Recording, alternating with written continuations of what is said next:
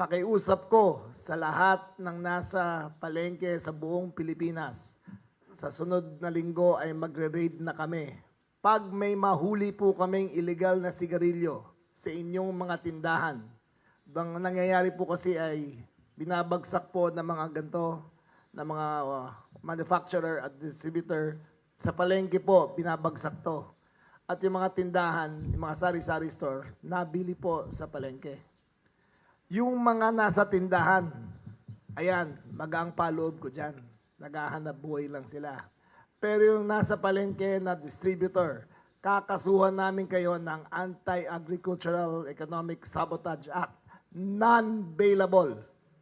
Iniulit ko sa lahat na nag-distribute ng illegal na sigarilyo sa mga palengke, ang kaso nyo ay magiging non-bailable. Ngayon pa lang, itago nyo na yan, itapon nyo na yan. Ako hindi, wala akong pakialam.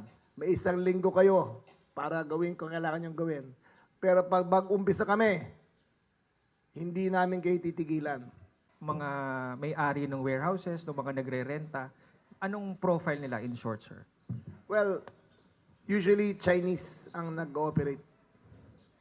Usually mainland Chinese ang nag-ooperate ng mga makina. At saka makina niya lahat na galing mainland China.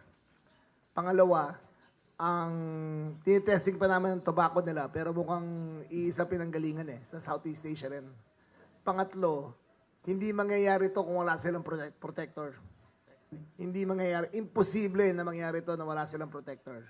Sigurado ako na merong tao sa gobyerno na nasa taas lahat ito at hindi kami titigil hanggang makuha namin at matigil namin ang lahat ng operations nila.